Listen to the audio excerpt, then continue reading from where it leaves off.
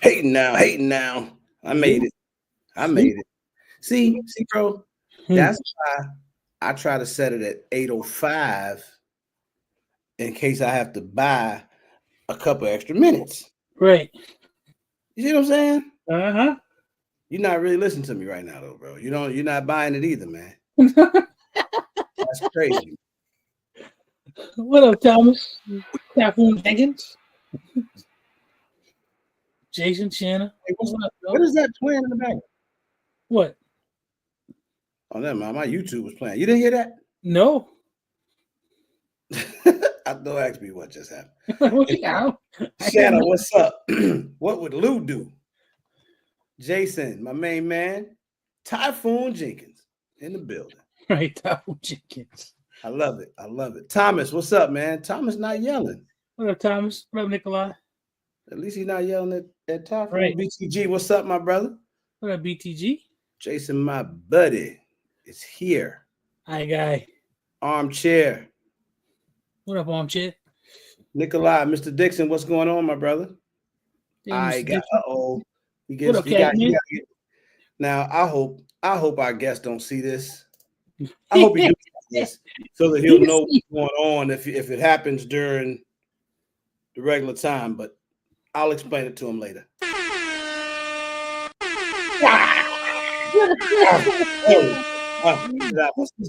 Road King, what up, man? Every time I get a new member, this is what I do. So when I see new memberships, that's my membership dance. Cashmere, what's happening? Cartwright, what's up? What's up? Jay the Budget Gun Buyer, my main man. What's going on? We're gonna let everybody get in here, guys, and we're gonna have some fun tonight. We're gonna learn. As you already know, we're gonna bring on Fusion Firearms. I think it was like the coolest thing to do. The timing is perfect. These guys are on fire right now. What up, Jay? What? That's not. So I'm proud of them. They're very nice people, deserving of it. And I look forward to seeing what 2025 looks like for these gentlemen and ladies, because it's a whole family over there, man. Nola, what's up? S Dot, what's happening? So we're gonna let everybody get in here.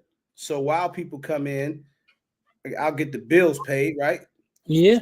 Yeah. Oh, I gotta tell you something too, bro. Later. So don't let me. June 6th, 7th, Atlanta, Georgia. If you didn't know, like if you've been stuck under something. Right on cue. What up, Corey? It's a regular meetup 5 in the ATL. This is our 5-year anniversary, as you guys already know. Thank you to everybody that's already purchased tickets. We are well beyond halfway sold out. We will sell out 100%. I look forward to seeing everybody. Thank you, Shanna, for the links. The official merch is on sale. You can get your T-shirts. The final designs aren't up, but you'll get to see the base of the design of the shirt because we have to get our sponsored logos on the T-shirt. The official patch, the glow-in-the-dark limited edition Arm 5 patch is up there. If you don't know what a regular meetup is, I mean, it's a 2-day event. Our slogan is there's nothing like it because there's nothing like it. Friday morning, we do our annual women's conference. Friday evening into the night, we do the official meet and greet exhibitor showcase.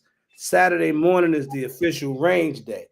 And then Saturday night, we end it all with the annual awards dinner. Categories are going to be coming out for everybody to vote on in a couple weeks. And we doing the sneaker ball, so get your shoes ready.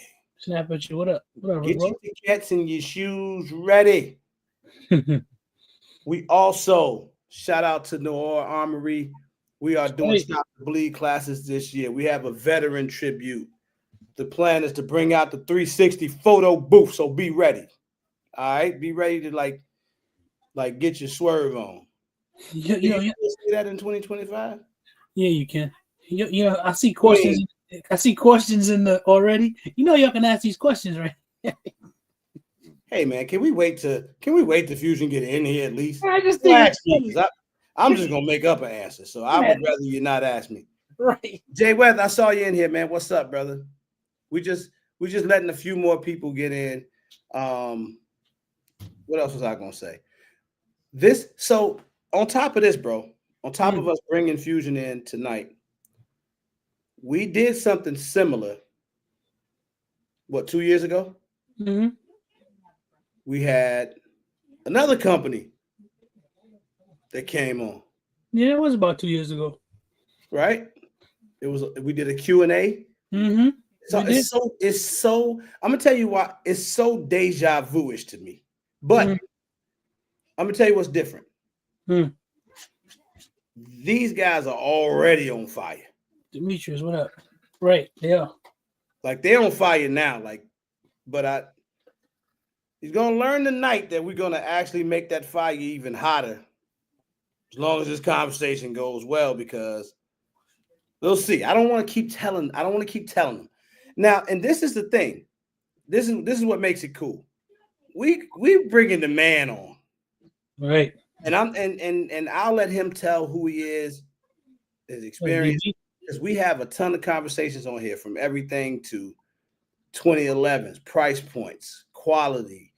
We're talking to you about one question that I'm gonna have tonight that I can't wait to ask is the difference between the metals that companies are using. You taking my question, man. Come on.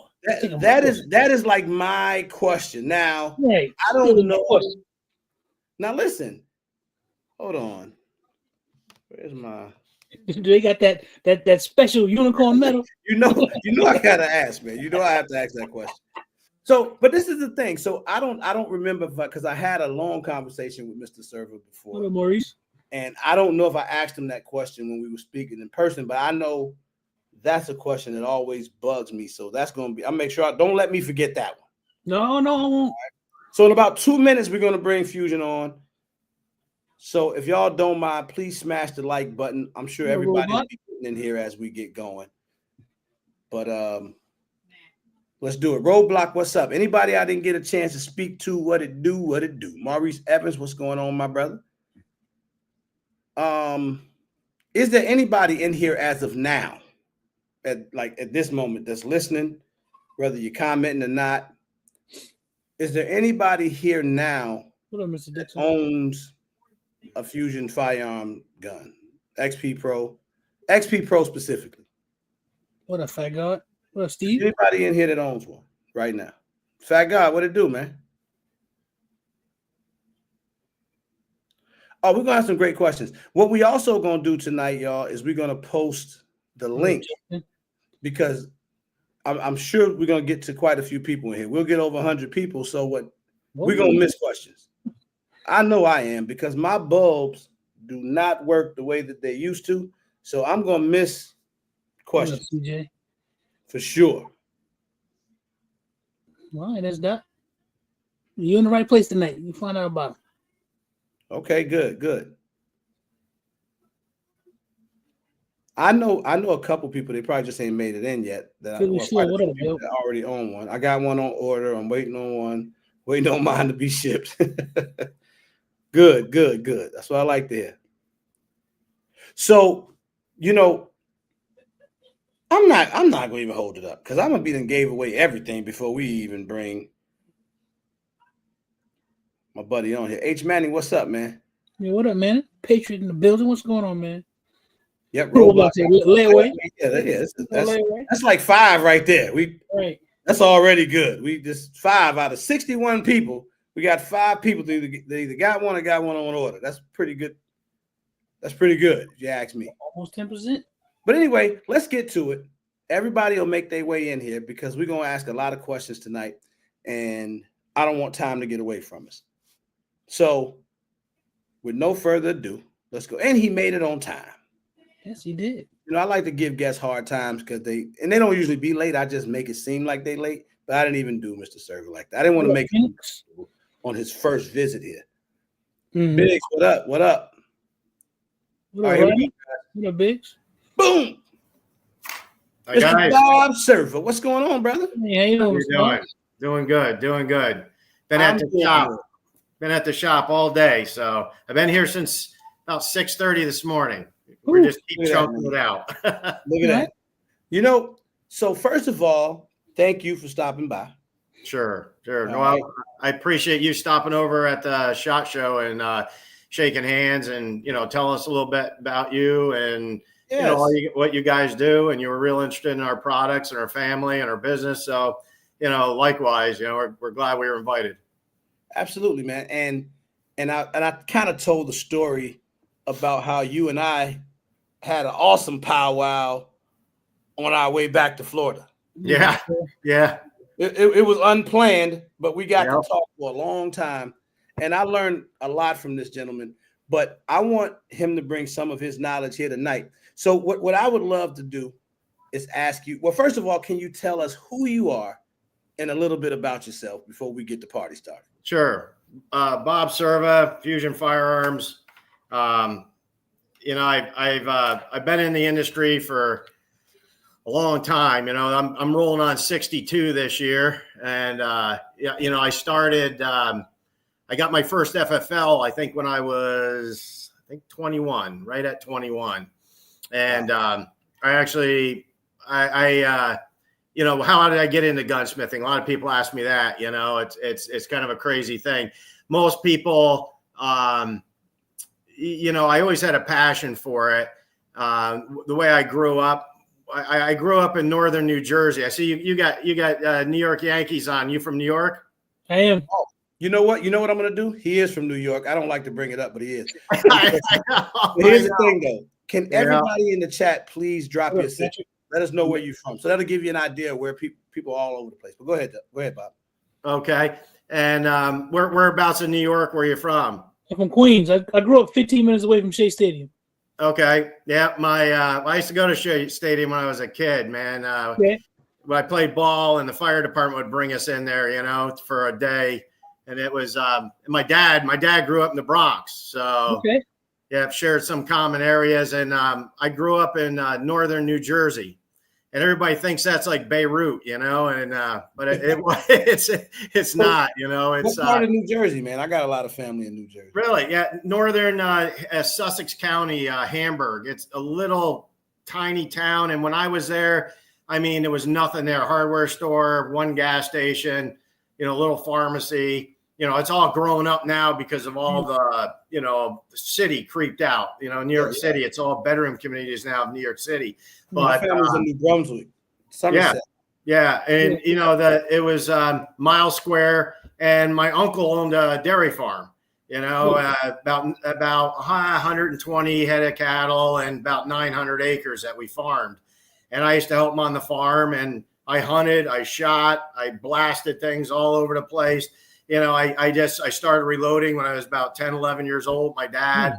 So, I got a long history of being in the firearms, liking to do gunsmithing and that.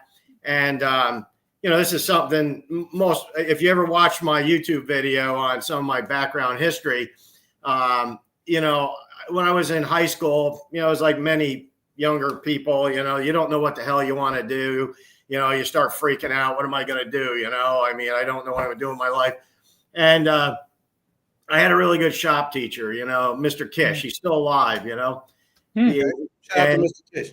Yeah. And this guy, he would allow us back then. Okay. I brought guns to school all the time. Now I'd be a felon, back then it was like nothing to see Bob walking down the aisle with his books and a shotgun or a rifle, it's just the way we did things back then.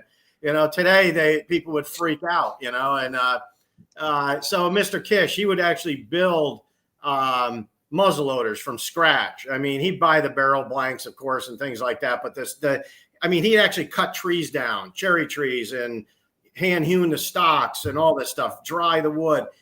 Unbelievable. Wow. And he knew I had a passion for firearms. And in my junior and senior year, you start totaling up your credits and you really don't need to do a whole lot.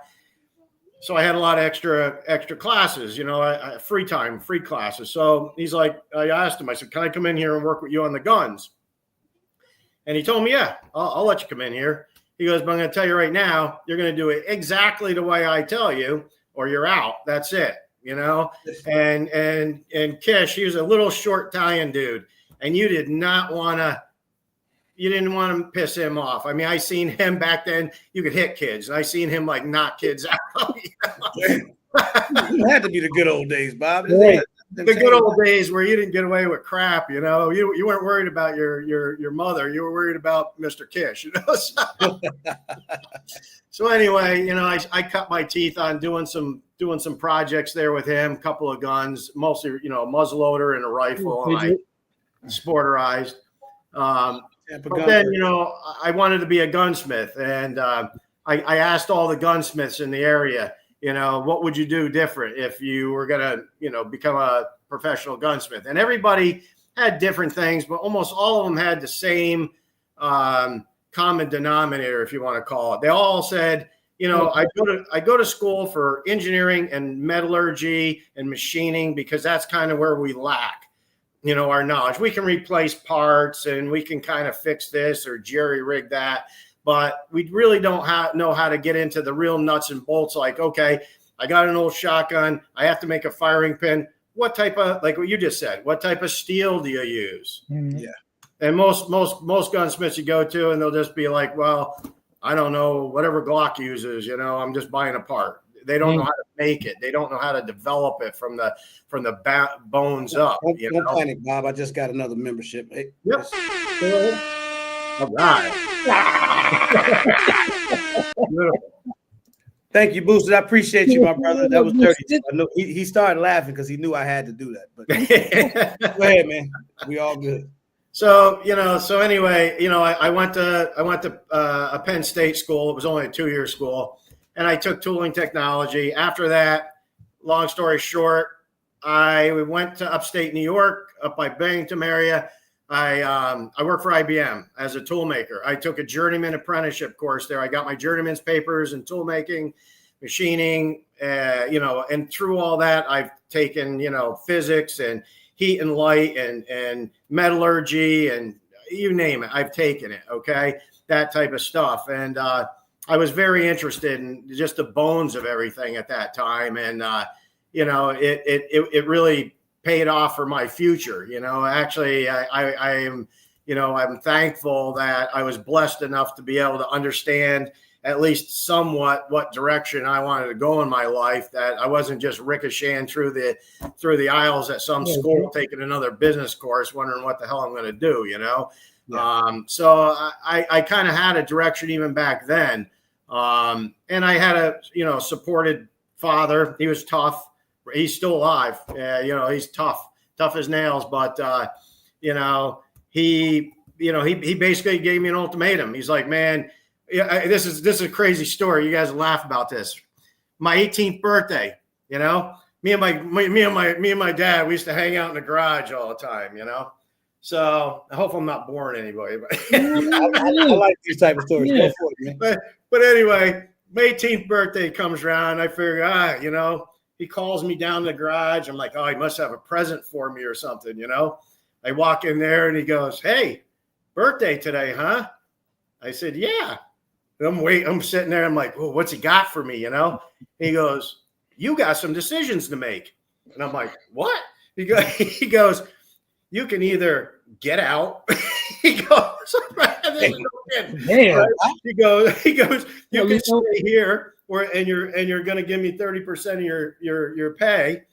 And I was working at a grocery store at that time, you know, ShopRite supermarket from New York. I used to push carriages, work frozen food, everything there when I started. And where he goes, you can go to school and I'll help you out going to school. But those are your only 3 choices. So tell me tomorrow what you want to do. Right. I was like 18 and you're like, what? You know, I'm like, do I pack my shit? What do I do? You know, it's like unbelievable, you know? And today in days, you know, the county would have got called. My dad would have been in the slam, you know? So no, that's real. Back then, that's just the way it was, you know? And so anyway, I gained a lot of respect that way. I went to school. I did real well in school because I really focused. And to be honest, guys, I sucked in high school. I almost failed English. I failed French. I got a 16 on the final exam. I mean, I to get into college, I had to take that SAT exam, which, you know, a lot of people, you probably had to, you know, go against that one day. They thought I was so stupid. They told me I had to take every remedial course at college just to even be able to get in. Right? They told me I had to take remedial math. I had to take remedial speed reading. I had to take remedial reading. I had to take, you know, English, you know, everything. And I'm like, what? You know, so I was going to back up a whole nother year. But I focused. When I went to college, I focused, and I did so well the first semester. I aced everything. And I went to the dean and I said, do I need to still take all this garbage? And he said, nope, you're done. Go back into the regular program. You're good. You know, and I graduated that school with a really good, hefty 3.86, you know. But again, what did I do? I busted my ass. And you know what? One thing I noticed was I was doing what I wanted to do. I liked doing it. And I learned more in the first 6 months going to that school than I did my entire life in high school. You know, I was like, man, I wish I could have went right from grammar school to this place and skipped these 4 years of bullshit. You know, I mean, I really wanted that, you know, and, but again, you know, it's a progression. We're all maturing, you know, we're all learning every day. So, you know, that's how I kind of started out. And then I bounced around and went to IBM. I was there for about 10 years. I was a tool maker, journeyman tool maker. Then they moved me into engineering. I was a design development engineer on high-speed impact printers, the big ones like banks use, JCPenney's, you know, State Farm, your state capitals, all that type of stuff. Okay. I worked on mainframes. At one point in my life, I even worked on ondulators, which I don't know if, you know, a lot of people might not know what the hell that is, but I worked up by Cornell University. It's you shoot atoms around in a, you know, centrifuge that's about a mile round, and the atom keeps picking up and going through a series of magnets, and you actually take X-rays of atoms or things that you can't even see, and it's amazing. And wow. I was there for a few years. I liked it. I had to get the hell out of there. A lot of crazy people were there, but I learned a lot there, you know, and it just expands you on, you know, different things you see in life. But at that time, you know, even before that, you know, I left there. I started my own machine shop. I had an opportunity to buy into Dan Wesson, buy Dan Wesson. Okay.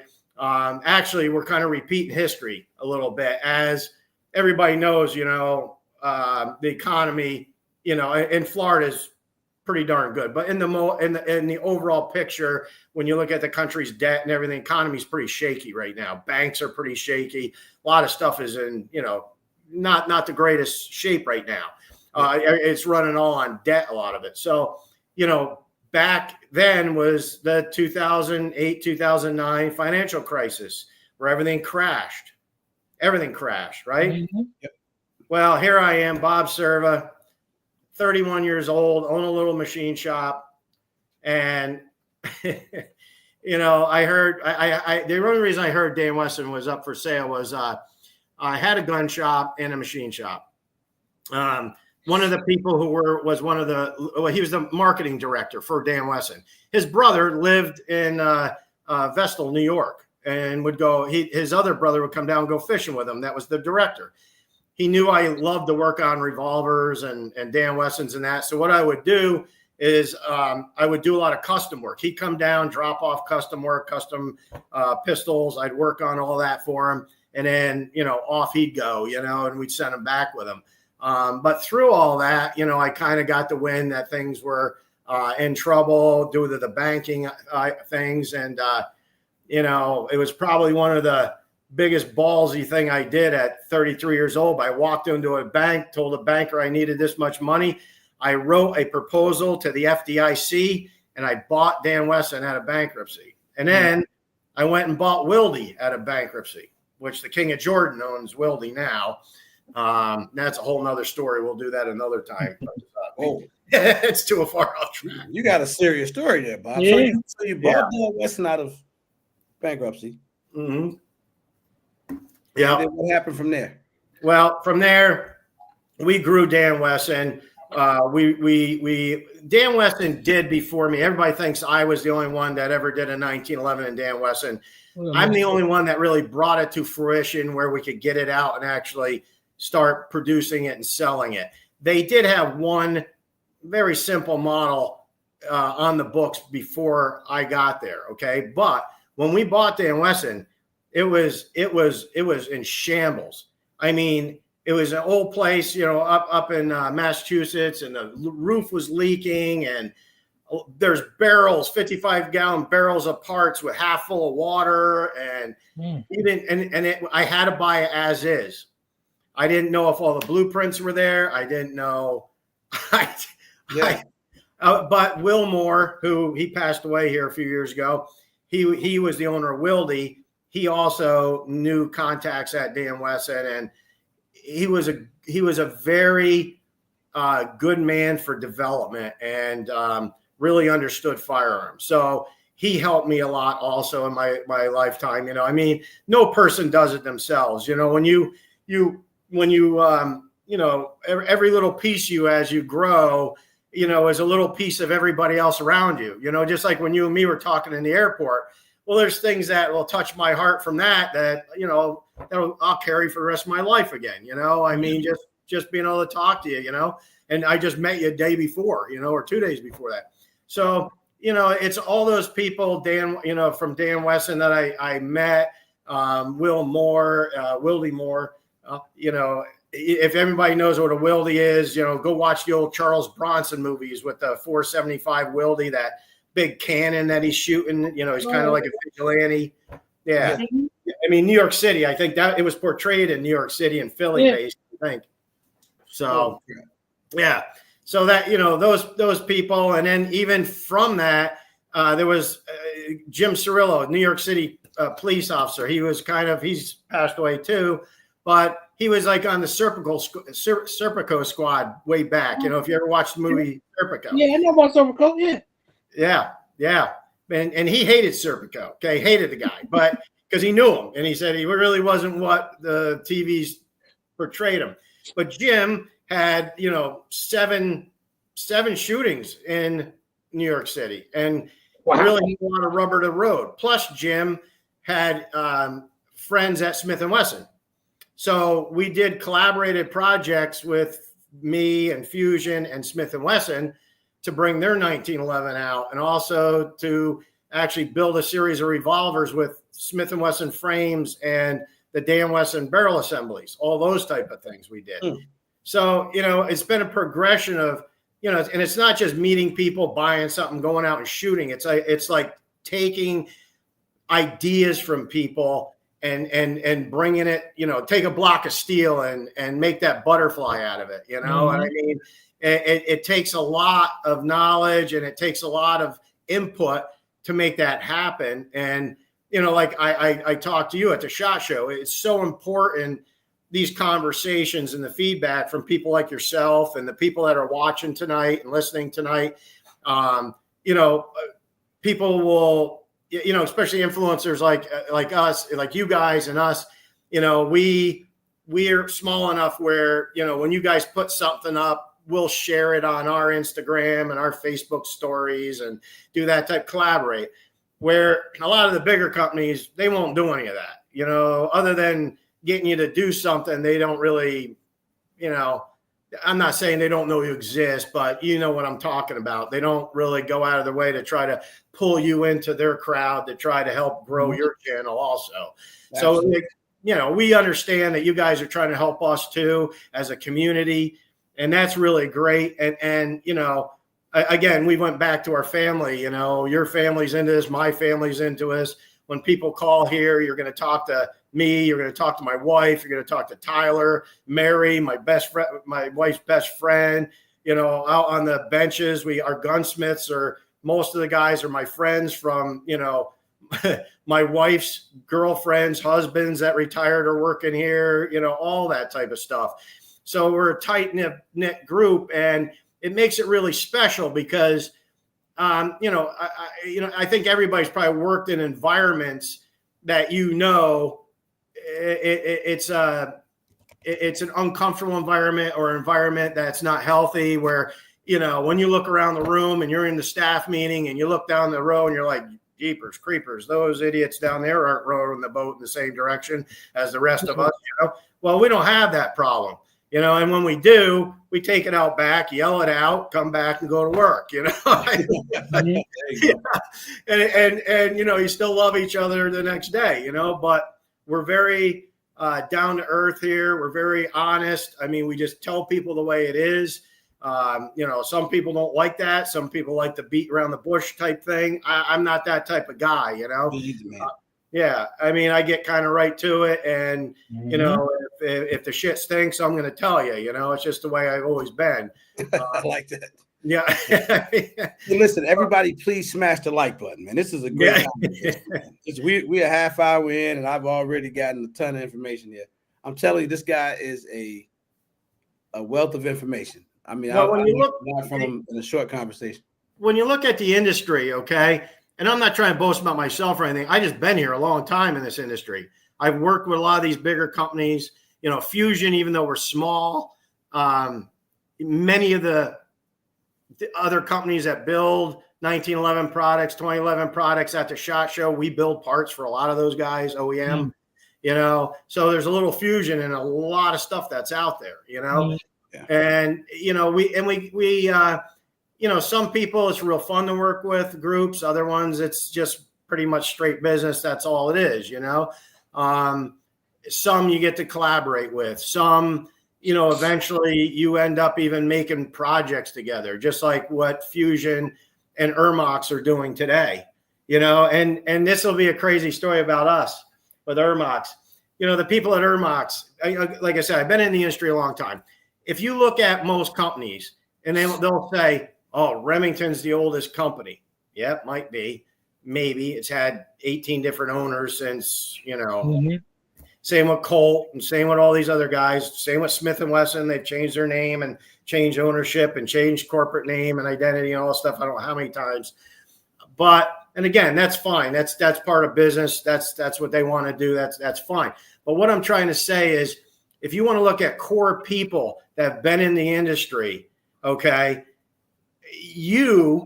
both you guys, and any of these people that are watching tonight, they can call here and ask for me, and I'll call them back. Are you going to call one of these bigger companies and have the president call you back? No.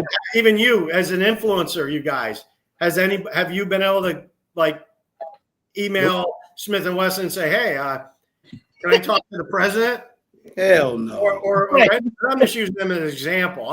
Nothing against Smith & Wesson. I mean, you get a corporate structure that's that big, it's tough. You know, I get it.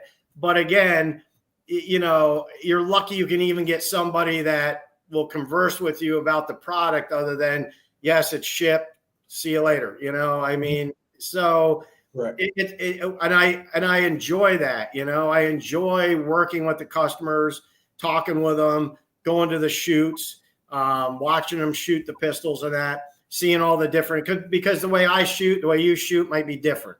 You know, yeah. You've seen that with some of the parts we're coming out with, like the lower profile slide stops and things where, you know, people got these massive hands and they're gripping real high on the gun. Yeah, that guy right there. Yeah. So, you know, it's like all that, you know, we learn from you guys and our customers, which is really great, you know. And, you know, I've been in this industry now for, you know, we're going on 40 years, guys, 40 years. Okay. So I kind of know the ins and outs. I know the players. I know the real people. I know places that, you know, I know the people that are solid. I know the people that change like underwear, like in any company. It could be making milk cartons, who cares? But, you know, it's that type of thing.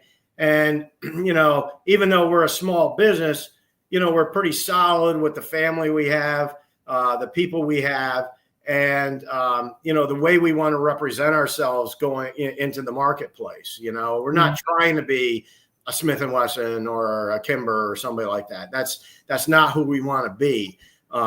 Do we want to grow? You know, do we want to offer more products? Obviously we do, you know. But, you know, I never want to leave the shop floor working with my guys. I never want to leave going to the shows and shaking hands and understanding what, how do we connect with that guy? We got guys here. One of the guys that run the range here in Sarasota, he's a 2-time Bianchi Cup winner. Okay. Was shot for U.S. Army. Unbelievable shot. We have him actually using our guns and trying them and telling us what he likes, dislikes, what we need to change, all that type of stuff. We've got a couple guys that teach, the CCW courses in the area. We lend them the guns. They come over here. They're going to give a class. Go ahead, sign them out. They take the guns out. They use them. They work with all their people with them. They bring us back information on, well, this lady needs this, or no, this shot all great for these people, So it's that type of, I guess, if you want to call it passion that our whole family has. Everybody. I mean, you've spoke with Tyler and you spoke with Trevin at the SHOT Show and on the phone, and you can see, man, it's like everybody's into it. It's not a job. We do this 24/7. I mean, I've been here since 6:30 this morning, and I'll be working some nights with the guys at Ermox until midnight. Tyler will be on CAD till midnight, 1 in the morning, or we'll wake up early, come in here, and their guys are working late, working on CAD, working back and forth with us on development, designs, fixtures, tooling, things we need changed, QC issues we need to hammer down, anything, So it's been a really good union and family with the Ermox crew. And to be honest, we call each other family. I mean, I've got them over there now. I told them, listen, I want you guys to take pictures when you're out hunting and shooting and stuff, send them over so we can put them on our website. And why do I say that is, we work with a company that, they're halfway across the world. And, we work with them when we know them. Other people may look at other people and say, like they're from Mars or something, like they're still beating it on a rock in a cave, and that's not the way it is. These people, they're just like us, they got families, they want to do good. I mean, yeah, you're going to find companies that make garbage. I mean, all over the world, but including the United States. But what we have done is set standards and expectations, work lists with these people. And it isn't like, oh, we just buy a gun and we resell it. No, we work every day with these folks, developing things, improving things, coming out with all these aftermarket parts, and giving advice on how to expand the business. Where do we want to expand the business into next time? And again, why did we pick Ermox? Well, Ermox, the craziest thing is about maybe 2 years ago, a gentleman from Ermox gets a hold of me and goes, would you please meet me at the SHOT Show? And I'm like, oh gosh, another Turkish manufacturer. I get like 10 of these a week. And he goes, please. I'm like, okay, I'll come meet with you. So I went and met with him, and he goes, I've been trying to get a hold of you for 3 years. I said, 3 years, really? So I pull up my WhatsApp, I scroll through, and I'm like, damn, yeah, it has been 3 years, like amazing, and then so he showed us what they're trying to do and where they needed help. And us being a small company, we can definitely use help on the manufacturing side at times. And so we started looking at products together, seeing how the synergies would work. And boom, here we are working together now on some of the best products in the industry. Mm-hmm. And I'll put these products up against any $3,000, $4,000, $5,000 gun. I mean, that $5,000 gun. Now you're talking. Okay, for performance and that, and for value, I'm going to tell you right now, dollar to dollar, quality to quality, you can't beat this. I get it. We're not sitting there hand polishing everything. The finishes are beautiful on these pistols and that. We're not sitting there buffing it to a mirror shine and that type of thing, which we will have custom shop options for that later down the road. But what we are trying to, and what we've always tried to do, infusion, even with our 1911s and everything else we do, is make a product that average people can afford. I mean, I always had a passion for that. I mean, I'm a family guy. I'm an average guy. I can't go out and buy a $5,000 gun every, 6 months or something. I'd be broke, So, or my wife would be killing me. It's like either one. But when you pick up a beautiful pistol like this, and it's can't hold. Had to kick him off. So if you can hear me, we can't hold up guns on YouTube Live. He really put it down. All right. Can I do this or? You can get away with that, but YouTube is real strict. They don't want you holding firearms. Okay. On the so live. keep my clothes on and don't show do that for me. That'd be great. So everybody that came in the chat that I didn't get a chance to speak to, what's up, y'all? I appreciate y'all. Chat Gunworks I see out there. Mira, TK, BOTP, SOTP. Bob, it's the thing we do here. We don't like to say fat, even though that's fat guy with guns sitting next to you. His name is Zach.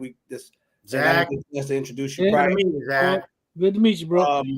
But we say BOTP. So BOTP stands for Brothers of the Plate. And then we got SOTP. I'm there. So if you start hearing me use some weird terminology, I'll try to explain it as we go. I kind of like that. You got to get a hat made like that. Oh, don't worry. We will. So if y'all didn't get a chance, please smash the like button. We got 110 people in here now. I want to start taking questions, but I want to post a link. We're going to put the link out there because it'll be a whole lot easier if we just pop you up on the screen. You can ask one question. Bob can answer the question, and then we can move to the next person because we're not going to be able to read all the questions through the comments. So I'm going to get the party started because I got some questions, and luckily enough, I'm the host, so I can get these questions out. And I'm going to ask a few, and then you guys click on the link, and we'll bring you up one at a time, let you ask questions. So I want to start kind of where you just left off there, where you said, hey, man, I put these guns up against whatever. Jay. So on this channel, oftentimes in these live streams, we have these discussions about, especially when you start talking 2011s, but we talk about guns across gamut. And I'm always talking about, because that's kind of how I even came about my whole channel, brand, everything, a regular gun guy, because I used to feel like content would go over my head when I would watch gun videos, right? So I said, why is just not somebody out there that just like relate to everybody? Like just give it to me plain and simple, black and white. And that was the guy I wanted to be. Also, you get into this thing that I've found is the more money you spend, the better quality you get, which I disagree with totally, but that's my opinion to have. So, but I love talking to guys who've been around the industry as long as you have. So I'm going to start with the question that I asked when you were backstage. And when it comes to these guns being built from that block of steel or aluminum, what separates materials, first of all, from, say, guys that have a firearm that they charge, $6,000-$7,000 for? Is there a difference? When you look at what we're doing and what they're doing for materials, it's exactly the same. Okay. I mean, to make any firearm that's safe, there's going to be bare minimum standards, that you have to live by. And pretty much everyone in the industry is using the same materials. Now, doesn't mean you're processing the materials the same. It doesn't mean they're machining them at the same quality. It doesn't mean their tolerances are at the same quality, or their finish, that they're putting on afterwards, or heat treatments are the same quality. Because one reason we paired up with Ermox was that in Europe, manufacturing costs are a lot less than the United States. Okay. And it's just fact. I mean, I've been in manufacturing since I was 18 years old, 17 years old. Okay. And the United States and I still have friends. I still have friends in the United States with machine shops that I went to school with. Many of them still make parts for us at Fusion here. And they'll admit the same thing, straight out admit the same thing, that the United States in many ways have lost it in our manufacturing. And even if you can say to yourself, geez, I can increase my capacity with equipment tenfold. That's beautiful. Where do you get those tenfold people to run the machines? Yeah. I mean, you go to a restaurant, they can't get somebody to like cook burgers right now, half the time. True. And you're looking at somebody that's going to run a $400,000 piece of equipment. So it's very difficult in the machining aspect, especially in the United States, because the overhead is so high. And, and it's, we can get into percentages in that, but you're talking basically 300% we are over everyone else. Damn. Okay. Yeah. So, and I love Trump, don't get me wrong. And I'm not trying to get into politics, but when you start throwing around this stuff like, oh, we're going to add 10% tariff. Come on, man. You think we're going to make sneakers here again, cell phones? It ain't going to happen. Right. It's just not going to happen. All it's doing is costing my kid, my grandson an extra whatever, because he's got to go out and buy sneakers, and we ain't going to make them here again. It's just not going to happen. So, we got to be realistic about certain things. And, for us to really deliver a product with the quality and the standards that I want, Europe was the best place for us to pair up with people and really manufacture. Not everything. We still manufacture a lot here in the United States, but there's a bulk of things that we do manufacture, obviously, over there in Europe with Irmax. So, and the steels itself, we can get back to that question. It's 4140 pre-hards, and then we end up doing a lot of for the basic steels. Stress proofs, fatigue proofs, which is 1144 modified. I know I'm probably going, way over. Well, I don't know what any of it is, but it sounds like the coolest stuff in the world. Right. 416 stainlesses, the R grade, which is rifle barrel grade for the barrels. We also use chromoly for the barrels, rifle grade. Aluminum, we're using all 7075. The same that you use on ARs and stuff like that. Aluminum on the XP, which is the more like the wide body 1911 style. That is all steel slide. Obviously, the whole top end steel. The frame is steel, and then the aluminum is on the frame itself and the magwell. Now, everything on that is bar stock. Okay. In manufacturing plot processes, there's a lot of ways to cheapen your manufacturing costs. Bar stock is the premium for 90% of your applications out there. Certain things, yes, like on Glock parts, you got to use stampings. Certain things you need a forging because of strengths in certain directions. But when it comes right down to it, bar stock is the premium, okay? And then you've got castings, you've got MIM, metal injected molding, you've got pot metal. I mean, we used to call it pot metal. It's like the zinc die cast crap that you're, used to make matchbox cars out of, Right. And this is no kidding. I have worked with companies who have tried to make gun parts out of that crap. And it is unbelievable because how they're trying to just make it so cheap, or the manufacturing cost down so low. Again, us here at Fusion, the only bean counters here are me and my family. We have a rental accountant. We don't have even a CFO here.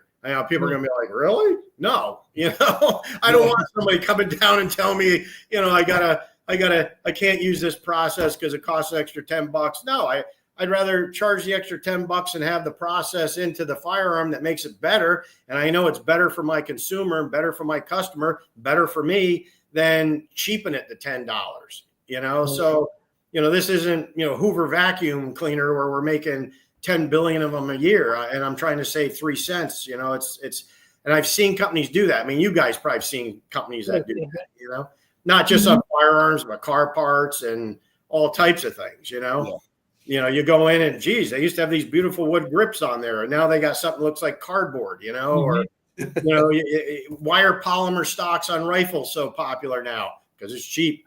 I'm being honest, it's cheap. Okay, where do you get walnut in the United States anymore? You don't, you know, Right. unless you want to pay an arm and a leg. You got to get it over in Europe, you know. Yeah. And then bring your Geiger counter, make sure there's no radiation, you know. So, I ain't not kidding you. I've done it before.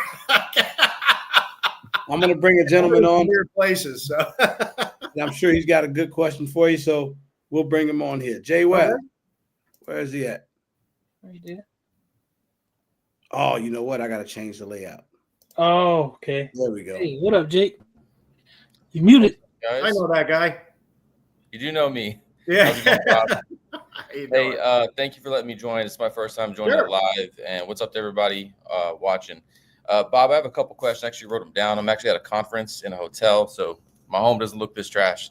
But first, why did you guys go with a 4-inch size with the XP Pro? A lot of people go 4 1/4, 4 1/2, 5. Why 4-inch? 4-inch, to be honest, it's what Ermox started with. It was a 4-inch, okay? And the Commander itself has really, it's a Commander length, but the Commander at 4 to 4 1/4 has how do I say it? There's never been any real good standard for that, okay?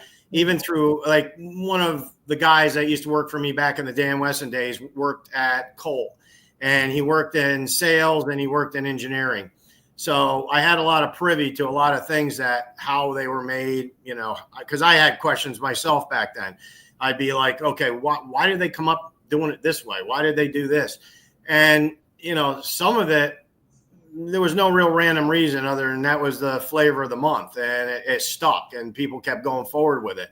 You know, when you look at the Commander itself at 4 1/4, you know, even Ed Brown's guns 4-inch, you know, but most of the a lot of 1911s out there, if you check them, they're not 4 1/4, they're 4-inch or about 4 1/8, you know, somewhere in that range.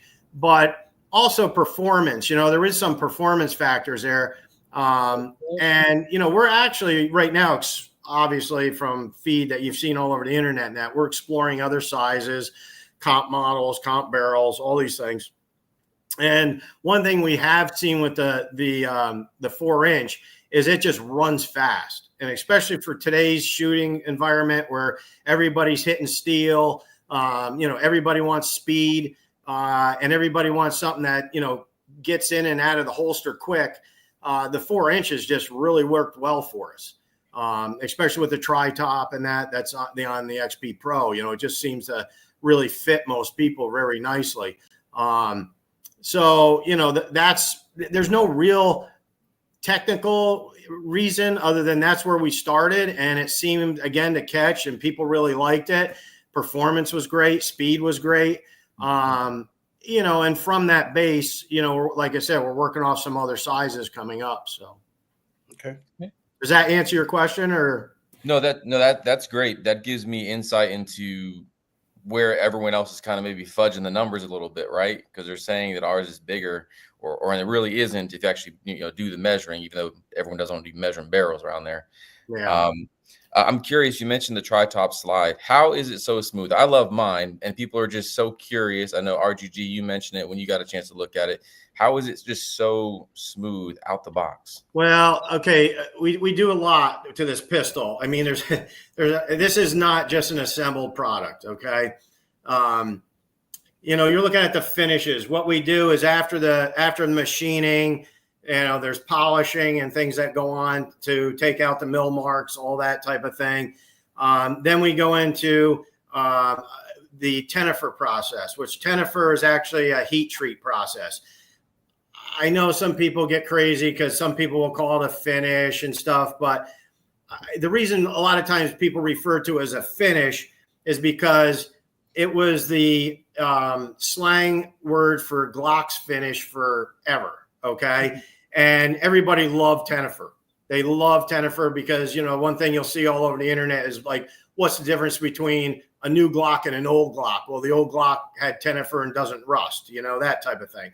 So, you know, the older guns had the Tenifer, and, you know, I know the next question will be, well, why isn't more people using Tenifer? Well, in 2013, our illustrious EPA shut us down here in America, and we cannot use it. Okay. So unfortunately, that's the real issue with anything being totally made here. You cannot get some of these finishes anymore. It's just not even allowed. So, you know, we do the Tenifer finish on all the steel parts. And then after that, then it goes into a descaling, because I don't know if anybody's ever seen true Tenifer, but it looks like a volcano. Okay, your parts come out of this with all this molten salt on it, and it looks like there's volcano molten over the parts, and they are ugly. I mean, they're ugly. And we have special fixtures to hold the parts so we don't get warpage. Like when we first started this year and a half, 2 years ago, we were getting a ton of warpage on the rails and stuff because of the heat treatment processes that were going on. Now we've come up with all these new fixtures to hold the rails in place as we go into the bath, special timing session in the bath of the process, out of the bath. And then, you know, after it cools and stuff, we do a descaling on it. After the descaling is done, there's some other polishing, you know, those type of things are done. Then the next finish will be put on. But before the next finish, we hand fit. We actually hand fit. We tried to not hand fit right in the beginning, and we found that it just wouldn't. It works, but it wouldn't work as good as we wanted it to work.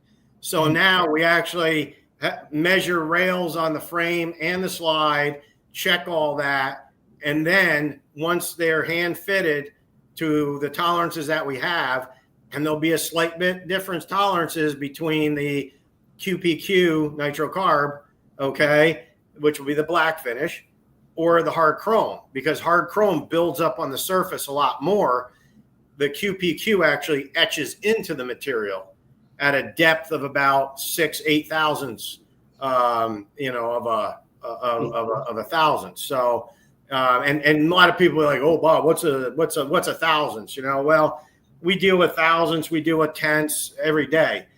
And one of the teachers, and this is one thing, you know, one of the teachers I had in college, like he said, you know, most people don't rationalize what things mean. They can't see anything physical. It's like metric system. I use it once in a while, but I hate it. You know why? Because I can't relate to it. You know, it's like, okay, if I come to you and say, hey, go pick me up a gallon of milk. Well, when you go to the store, you know what a gallon of milk kind of looks like. But if I come to you and say, hey, I need a liter of milk, you're looking at me like deer in the headlights, you know, like, what's that? You know, a liter? You know, it's like you're not, you know, you're not really adjusted in America of what a liter is or what 4 liters are or whatever, you know. So like 1,000, say 8 thousandths is about a thickness of a black hair. Okay. So when you're talking about 1,000ths, shave that hair about 6 to 8 times. And that's how close 1,000ths is. Damn. Yeah. So again, that'll give you kind of a relationship of, my gosh, that hair that just fell in the sink, the tolerances of my gun are tighter than that. Wow. So yes. So and we're talking XP Pro here. Tolerances are that type. XP Pro, yeah. Jesus Christ. Yeah. You got what else you got for us, Jay? First of all, that's great to hear, Bob, because I think a lot of people have talked about the price, you know, the value proposition of what you guys are offering, and to know that tolerance is there is incredible. So first of all, thank you for disrupting the market. I think that's what we all want. And one other thing I want to tell you, tighter is not always better in all things, okay? Because I'm just saying, that is you understand? You understand? Because I have built 1911s, 2011s for 40 years, okay? And with a 45, 10 mil, you can buck and move that slide, even if it's, you know, balls ass tight. But you go to a 9mm, especially with some of the lighter loads. Hold on, Bob. I hate to cut you off. What kind of tight was that again? What was ball tight? You know what I'm saying? You You ever have your wife go in there? I'm just when you were looking at a gun and she's like, "No, you're not gonna look at that gun." I just never heard nobody describe. Go ahead, just keep going. Sometimes it's from behind, sometimes it's from front. It's just, I'll send you pictures someday. Don't send me nothing, Bob. Don't send me nothing. I just but anyway, a 9 will. One thing I learned early working on 9mm is if you don't have sufficient clearance, you will bind that gun up easily. You know, especially as it heats up in that. So, and especially at the speeds people want to run these guns at and everything. So you got to have some tolerance in there, or you will be having feeding issues, stripping off top of the mag issues on the top rounds because you got so much pressure in the mag, things like that. So all those factors you got to keep in your mind, you know, when you're kind of looking at, you know, boy, this feels like it's so tight. Yeah, but will it run? You know, so I mean, I've had guys. We get guys sending guns in from all over in here because we do general gunsmithing also, and they'll have a 9 and it won't run. And 9 times out of 10, throating, tuning is not done right, and the gun's so tight that it's beautiful, but it's not going to work. You know, you can only put a tire on a car so tight, and it's not going to go. You know, so. All that has to be taken into consideration with those tolerances, and they got to be working tolerances. You know, it's got to work when it's dirty with 10 boxes of ammo through it. You know, all those things you have to take into consideration. So that's interesting. That's interesting. Any other questions? I do have somebody else waiting to ask. Yeah, I got one question. No, go ahead. My last question. It's kind of weighty. What is the long-term goal with Fusion? You guys have made a big splash, I think, recently with the XP Pro, but a lot of people didn't know about you. So what's the long-term goal? Take the industry. Hear that? Man, that's it, baby. I'm only here for one reason. I'm not here to eat cake and play around. We're here to do one thing, and that's to bust this industry and give people a value gun that's worth their money. And we're not showboating. I'm not having actresses here and stuff like that. I'm going to put that money into the product and into my customer base. That's where we're doing it. I hear that. All right with me. Clip that. That's perfect. Yeah. That's a short. Hey, thank you guys for letting me on. I appreciate it. I'll be watching. Thank you, brother. Appreciate you, man. Thanks. All right, who we? Overton Windex. What's up? What up, Overton? So my question here. Overton. Wait a minute, Overton. This guy got a suit on? I don't know, but his last name is Windex. Oh, okay. He might be a part of a very, very rich family, Windex, you know. Windex. He's elite. Hey, I was Windex today on my phone. What's your question, champ? What up, kid? So I have, to be frank, I've never heard of the Fusion stuff. I just popped onto this live stream. But you said you were in manufacturing for 40 plus years, such as this. Yep. So along those lines in the value proposition, it's clear to me and a whole lot of other guys that the gap between the El Cheapo and the El Premium O, if you'll excuse my French, is closing drastically, if not closed. We don't need this stuff to cost $6,000, $7,000 anymore. Really, no company does. Like you just mentioned, you're not hiring the models, such and so forth. It seems like if the companies care, it's a good product. And if they don't, it's not. And we can't really tell much by the price anymore. How do we, as customers, suss out and tell which companies care and which do not? Okay, well, I think you gotta, one, you can do some homework on the internet. You know, you can look at a lot of the influencers and things. Oh, geez. You know, and some of those, you're right. Some of it's bullshit. You're right. And I'll be the first to say that. You know, have we like paid people to do stuff or doing or run contracts where, hey, we're giving you kickbacks on guns? No. No, we don't do any of that stuff. Okay. You know, if they want, we've never done anything with any of the influencers that way. And what else will you find on the internet? As everyone knows, there's tons of trash out there also. You know, there's all types of, you know, people, there's trolls out there, there's everything else. So you got to obviously, you know, take that in stride, but it's a place to start to look, obviously, especially someone sitting at a desk and wondering where things are going to go. The other thing is, you know, at the money price or at the cost of the product, if it's something you can try it. Okay. Also, the service a company will give. What type of service does a company give? If you buy one of our guns and it's a turd, I give you a free gun. I don't care. Okay. We either fix something. Okay. Because I'm going to tell you right now, there is not a company on earth that hasn't had something come back or, oh gosh, how did that get scratched or whatever? That's life. You know, I mean, you know, we're all grown-ups here. We know that's gonna happen once in a while. So, you know, where do you actually put your money is in something that, gee, I know I can get this taken care of.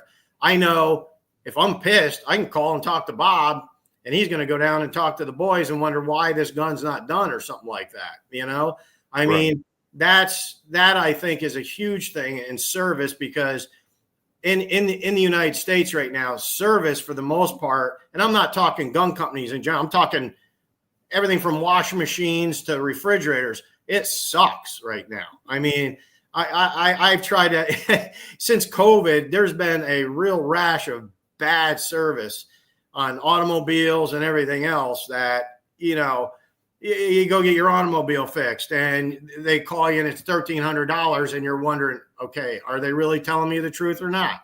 You know, I mean, you see that all day, every day, everywhere.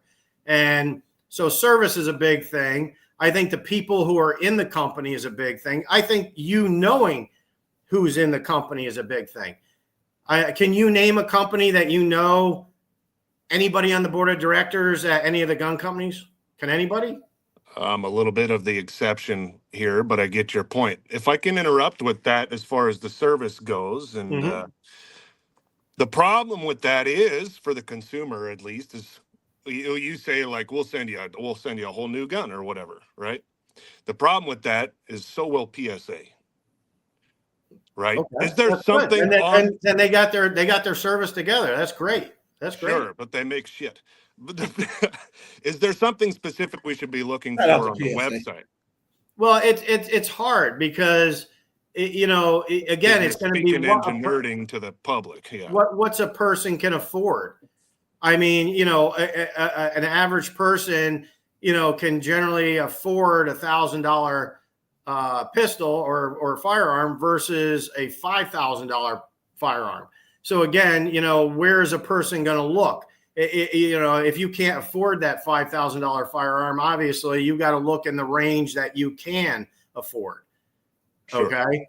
And then, you know, do you take the you know, influencers' opinions? Sure. A lot of them are real good. We've worked with so many of them that are phenomenal and give us straight, you know, and again, that's like some of the feedback we got, say, the hunt, shoot, fish guy. He got our gun, ran good, liked it, but he goes, I can't shoot this gun, and I won't shoot this gun, and I can't recommend this gun. Okay. Why? Because he rides, he's got big hands. He rides the thumb safety, and he was holding down on the thumb safety, and it would never go to slide lock. Well, within a week, what did Fusion do? If you go watch go check out Hunt Shoot Fish. We made him a custom slide stop, had him test it for us because I don't have hands his size. I don't even hold the gun that way. Sent him slide stops, two different versions that I personally machined out here on the Bridgeport. Okay, from you know, a make from part, and then he tested them, loved it. Cut another video on how we fixed that entire problem. Now we're actually bringing that part, and this is just an example, but bringing that part into fruition for production so that guys with big hands, here you go. We got competition parts coming out. Here you go. Vented barrels. Here you go. Okay. All those different things. Also, you know, you can look at the people that are in the company. Are they just marketers or are they real gun people? I think that sounds like. So are we getting down to the crux of the answer here is interaction with the community? Exactly. Yeah. And that's huge. It's real big. A real person standing behind the words of a company? Wild. I don't understand. Absolutely. Mr. Windex, that was some clean questioning you had there, man. And it is a good question. No, it is. See how you did that. I see what you did there. You got anything else for us, brother? No, one small one that came up while I was waiting in the wings there. How do we get our hands on a molten salt lava finish? Well, that's it. I'll see you guys. I can't show you, but it's here. Peace, Windex. No, thank you. That's funny. Right. So let me ask this question, and I don't want to beat around the bush with it. What separates, let's just say, an XP Pro from some of the bigger, more expensive names in the 2011 space? How does it compare? You say I'll put my gun up against most of these. Oh, I will, because what separates it? Not much. Okay. A lot of smoke and mirrors and a lot of marketing, which I would rather put the money into the product. That makes sense. I like that. Yeah. Okay. And I'm not here trying to make movies. I'm not here trying to have actresses come in here and show their, private parts with my gun and whatever. I don't really care about that crap. Okay. What I care about is that I'm putting that money into these pistols to make it the best product out there. Like I said, what's my goal? My goal for Fusion. Okay. And I'm not trying to be the biggest. That's not what we're trying to be. We're trying to be the best. Okay. So when you look at what you're buying for your hard-earned dollars, you go to Fusion. That's it. Okay. If you want something a little bit shinier, if you want something that was in a movie, if you want, then go over there. Okay. Go over there, because that they'll sell you that. Okay. There's a lot of people selling that. You know why? Because they don't have the other. They don't have the passion. They don't have the real passion. They don't have the real people. Okay. I think all of you can see that. Yeah. And I don't like to, so here's my thing. I'm all for buy whatever you want. Buy what you can afford. If exactly. Go for it. Do you? What I don't like is sometimes I feel like we're being bamboozled when we're told that, we'll look at a Fusion XP Pro and sometimes, it could be looked at as an entry level gun, right? And it's only entry level. It's only in that category because of the pricing, right? Not because of the quality or not because of the performance, but primarily the pricing.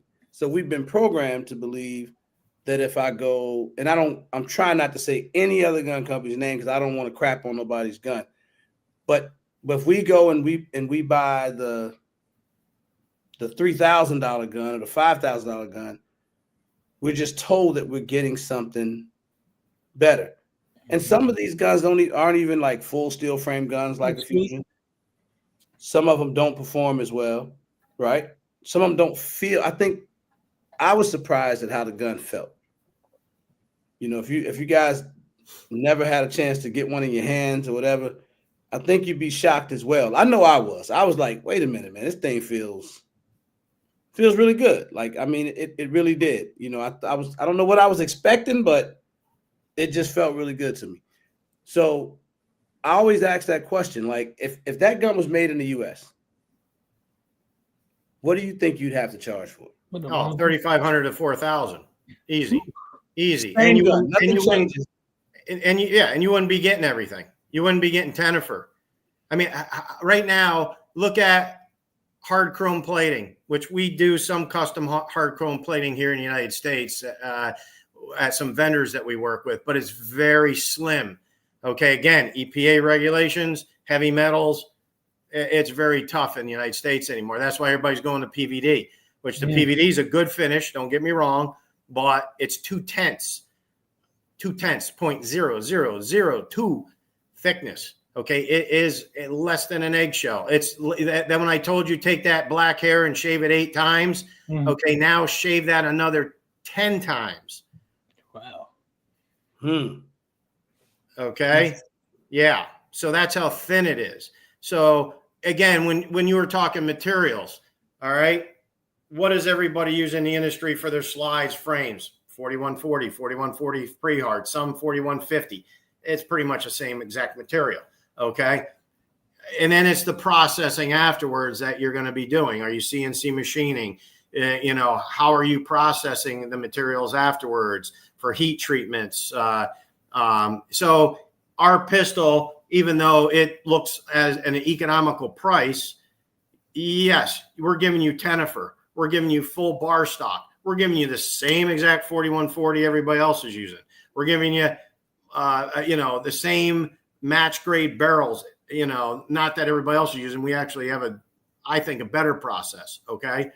And we're actually going to be coming out with stainless barrels here shortly that we're going to be running here off that same process in Venice, Florida. So, it's not like, okay, our gun is $3,000 cheaper and you're going to get a cardboard frame. No.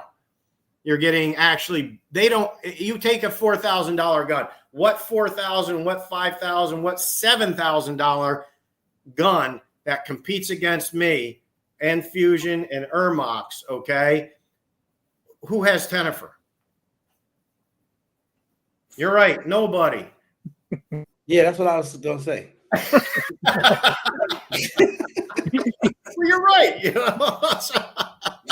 So that's interesting. I think the argument is this, and I think I don't know how fair it is, but I think it's valid. The argument will be sometimes you'll get a company. Damn it, I just have no choice. Let's just say we go to the top of the barrel, like an Atlas Gunworks or who else? Zach, give me another one. We got Watchtower. And Watchtower. Yeah, all these guys. So these guys get really expensive, but they'll say, "Hey, man, it's that overall process. It's what's done next." They're using EGW internal. So Zach and I, we'll have this conversation sometimes, and people think I'm really slow because I'll say, "I don't know what type of internals, what ignition kit is in that gun by just shooting it. Right. I can't tell you. I don't know. Like I don't know if you gave me the Fusion and you handed me this custom 2011 with all the high-end internals, I have no way of telling you which internals are which. I don't. I'm a novice shooter, so I don't know. But how can you explain that? Like, what internals are you using? Well, all of our internals, we if you say like EGW, which EGW, I know the guys over there, they're good people, and they make a lot of bar stock parts. They make some really good parts, just like we do. Our parts are all bar stock, same exact quality, same exact, their design might be a little bit different. They might have a beaver tail with a little different bump that somebody likes. You talk about like Atlas. Atlas makes some just outstanding firearms. They really do. Okay. Yeah. But again, their targeted audience is that, $5,000 to $10,000 target shooter that just wants that ultimate pistol built for them, kind of, that type of thing, built around their special needs, and we're more or less looking for, and again, it's nothing against the customer. It's like, but we're looking for the guy, even though we got a lot of target people shooting our guns who are very up there in the target world, but it's like we're trying to give the average guy a great pistol with the same materials, same bar stock, better finishes, better processes. Okay. So that when you go to your local IDPA shoot, you feel like you can compete. Mm-hmm. You don't have, plastic this and this doesn't really fit me good. And I can't get sights on this because I got weirdo sight cuts and, all that. We try to give you something, even right down to our sight cuts. it's all standard. If it's the XP, you've got standard Novak style, okay, rear and front, so you can change anything you want. If you have your particular eyesight and sights that you like, easily change to what you want. Even on the XF, which is the Glock kind of clock copy with the aluminum frame, we changed all the sights to Glock rear and Novak front. Why? Because that way, you, the consumer, I don't care if you want fiber optic, tritium, suppressor sights, ghost ring sights, just go with optics. You can do it. And you don't have to like send it back to me and I'm going to charge you $600 to put new sights on it. No, you could just put it on yourself, or you can send it to us and we can put sights on it for you. But what I'm saying is that we're trying to make things so that the average guy can go out. What do most of you guys do on the weekends? You go out, you shoot steel, right? You shoot steel. You shoot an 18-inch, 20-inch plate, some bigger paper targets, everything. You don't need something that's shooting a dime group. You need something that can run, and hit a coffee can. And again, will our guns shoot dime groups? Oh yeah, you can look on Instagram. I actually built a vise. I'll be putting more pictures of that up, where I clamped the tactical rail right in this vise, so there's no hands on, and you actually fire it off the bench, bolted into this bench, right into the target. And I've drilled, I don't even know if I can find them here right now, but there's targets where we got like 16 shots and they're like this, you can put a quarter over 16, 17 shots. So again, I don't believe in any way, shape, or form, after doing this for 40 some years, that you're going to, if you want that shinier finish, like I said, or you want that special comp or something, yeah, it's worth it to you to pay that extra money. But for the average guy who wants to go out and spend $50 and go out and have fun on the weekend shooting, how is that worth it to him? Unless he just wants to show it off to his buddies, like a shiny Rolex. And guess what? Your Timex will give you the same exact time. Big Tap, my main man. What's up, brother? Good evening, gentlemen. Good evening, gentlemen. Wait a minute. Let me introduce you to my buddy here, Bob. This is Big Tap. He's a good friend of mine. Been supporting me for a long time. But all you guys look like you're eating good. I'm gonna let that slide. I'll get back to that. But this guy's one of the guys in our community that always keeps us up to date on what's hot and what's new. And he was one of the first people to tell us about your firearm. Oh, thank you. Yeah. He was literally one of the first guys, and he's always one of the first guys to pick him up when he sees it, get it in his hands, and then he'll let us know what's going on. But I'll let him talk now. I just wanted to make that introduction. Go ahead, brother. Sure. Yeah, no. So first of all, I say it's a phenomenal firearm, and I was like Team Staccato, initially, and so I will say this. Like, the only thing that my thing is that I'm trying to prevent from poking holes in the firearm, because I'm big on comps and ports. So I just need to understand, like, when all these accessories gonna come out, and I'm not trying to get into the sweet science on steel. Like, if it runs, it runs, and I own everything that takes a Glock mag, essentially, right? And I'm not talking about just 2011 style.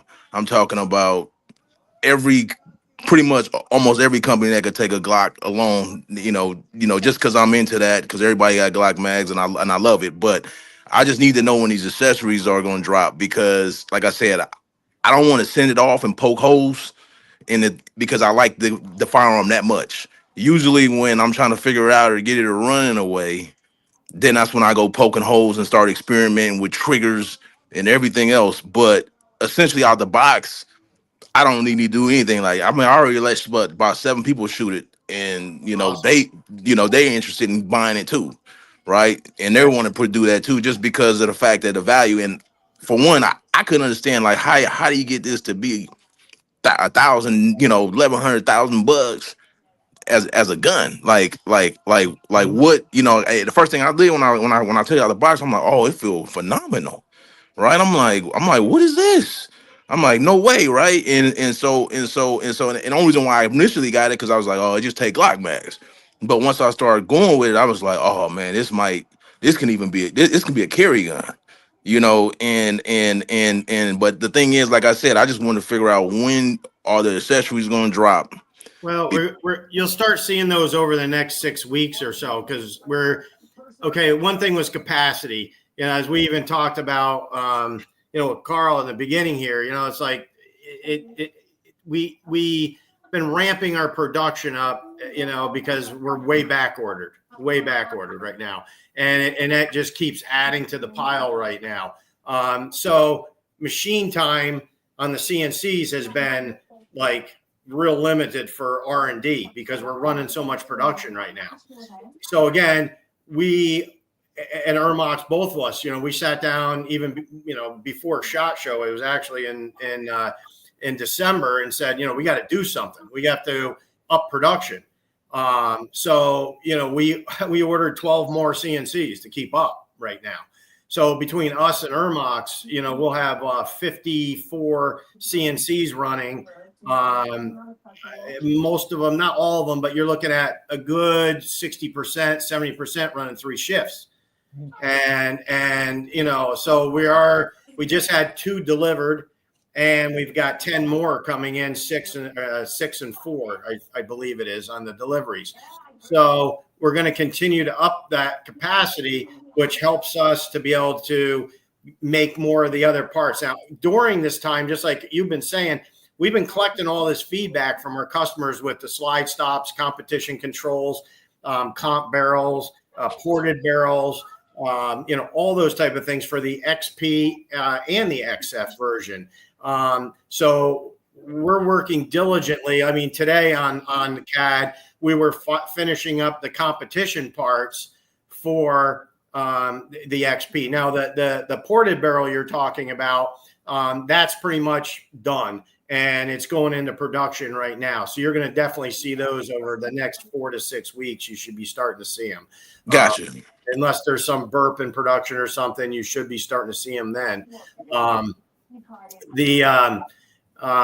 The slide stops, the low profiles, those about the same thing.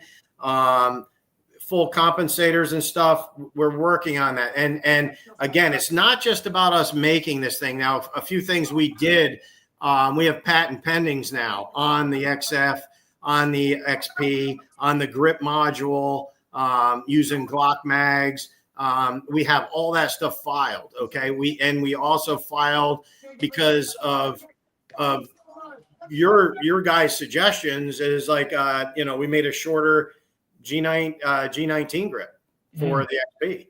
So you'll be able to swap out grips for a shorter one for carry and stuff like that, not just take the mag wall off. So, there's a lot of things in the works like that, but compensators got very, very complicated. Why? There's a billion patents out there, and so many of them you'll go and review and nobody's even used them. They just file them and put these landmines all over that you got to try to design between to not infringe on something like that. So the compensator is in the works, is in the design. We have 2 different models that we're working on right now, and we will be we should be by NRA show showing you guys some of our new compensated models, and we're looking at trying to do 2. One is a whole new compensated gun, pistol with a full dust cover. The other one is for the original pistols with a tri-top comp barrel assembly that you can just interchange into the pistol. We're working on that also right now. So let me ask you another question, because I've seen this many times. And the reason why I'm asking this is because there's been many, companies come on, especially this platform, that, have the instant success but can't keep up to the demand. So my question is, is that going to be, a problem initially? Because I know this is going to blow up, right? Sure. And it's just one of those things where next thing you know, things get backed up 6 months, a year? I don't see that happening. I mean, we will be backed up. I can see for the foreseeable future right now about 3 months. Okay. And we are adding more capacity we're adding more capacity, guys, to get up into the, how do I put this? The multiple thousands, okay, of XPs and multiple thousands of the XFs.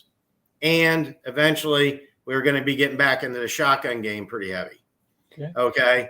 So and that's right now, to be totally honest with you, we've shut down pretty much all shotgun production just to switch everything over to do more XPs and more XFs. So are you coming out with an X grip for the 19 style, the Glock 19 style? Is it going to be an X grip for a 17 round? Because us guys with bigger hands, unfortunately, can't do 15 rounds. Okay. Well, we haven't looked at that yet. No, to be honest, I mean, I'd have to actually look at that, and I'd love to see what you got in mind for that. We've had more people so far, at least for the XP, ask for a smaller grip for carry. And that's why we're already in development with some of the smaller style grips just for that. The larger grips, can we do it? Yeah, we probably can. We're going to have to, a lot of guys have asked me about the magwell, about actually making the magwell a little different in the front so you can get your hands down on it a little bit better. Maybe that will suffice. I don't know, but where that goes, it's going to be dependent on customer demand and then, suggestions from you folks on, where we take that next. We haven't really looked at a bigger grip. We do have other grip modules coming out with heavier texture. Okay. We have ones that are a little bit, if you want to call it, bigger on the circumference, whether that fits the bill or not. We have some that are no texture, so you can just do your own, that type of thing. But as a bigger grip, we haven't looked at that yet, other than, I'm not saying we're not. I'm just saying we haven't yet. We got a lot on our plate right now. We got to finish up the low profile slide stops. We have to finish up the competition controls, the ported barrels, the comps, all those accessory parts. Yeah, I need all that. Yeah, and we've got, large button mag release. We got those with the threaded inserts coming in. We're working on that right now. We're just building another mold for that, so we got a couple different buttons, round, plus we have like a rectangle button. So there, you got bigger platform to get your thumb on to push the button. So all that type of stuff's in the works right now. The XF we got, and the XF is the Glock style copy with the aluminum frame. Not really a copy. It's kind of a bird of its own, but it does have a Gen 3 Glock barrel in it. But the trigger mechanism is different. Out of the box, it's a good trigger for a striker fire. And, like right now we're working with, Johnny Glock is who we're working with to make a match trigger for it. So again, we're collaborating with people to do all these things because again, Johnny Glock probably knows better than I do. I might know how to make the parts afterwards better than he does, but to make that first trigger, match trigger, he's going to be better than me at it, Especially, I have a few of his triggers. He makes some phenomenal ones on there. So that's something that he's working on now with you guys in that department. And the reason why I'm just bringing that up is because like I've taken like Zevs and like they came out with an aluminum grip module or like Icarus. And just to create an all metal striker fire Glock-ish, but usually you start dumping it in, it's not even the same comparison as far as price, right? I mean, you talking about grip modules right now going anywhere from $400 something bucks to $800, just depending on the manufacturer. Yeah, I've seen them $600 to $800. Something. Yeah. Guess what? Our XF out of the box, complete. Yeah. Don't cost that. Mm. Fluted barrel, two optics plates, 2 mags, cleaning kit. So Man, that's a again, lot. that's what we do too with like even the XP. You're getting 2 optics plates. We're actually working on some other optics plates right now for the Acro, and I'm trying to think one others that we're working on right now too.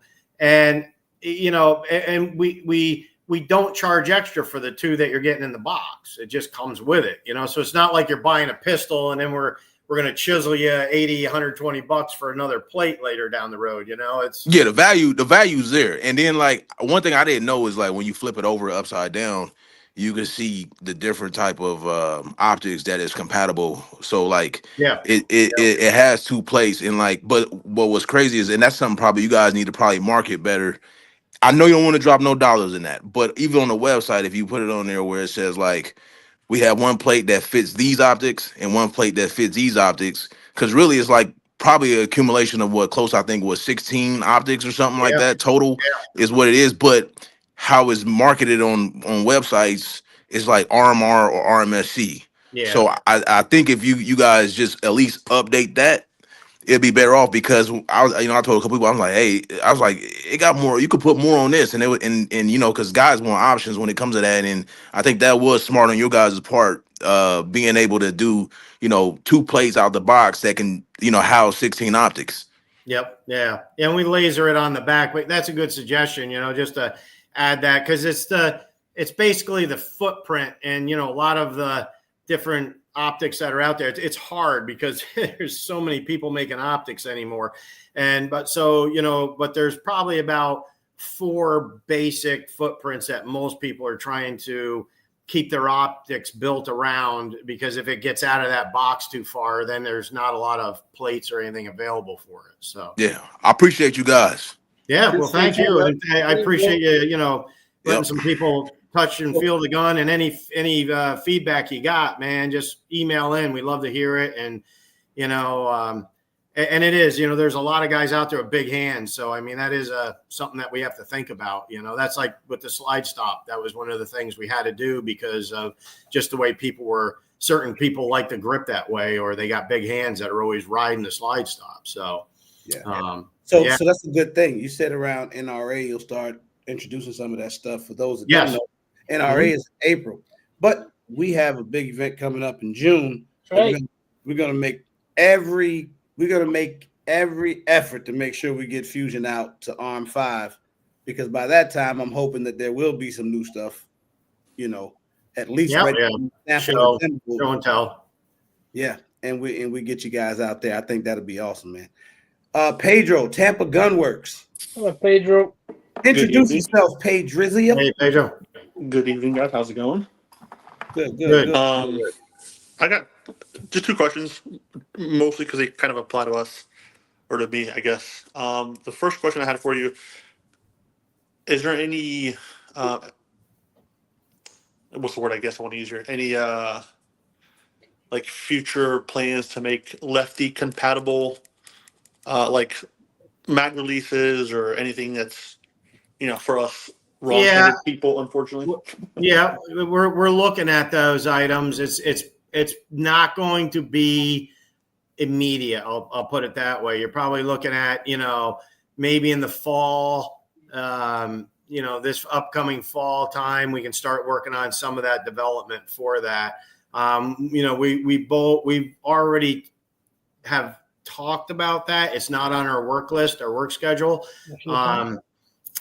But it will be. See, right now, every weekend I make a work schedule, not just for Fusion, but for Ermox. It's like 5 pages. It's got XF, it's got XP, all the stuff we're working on. Where is there? And everybody has to report back on the work schedule of where we're at. Or are we ready for the CAD drawings approved? Are we ready to go into development with it? Are the samples approved? Have we tested them?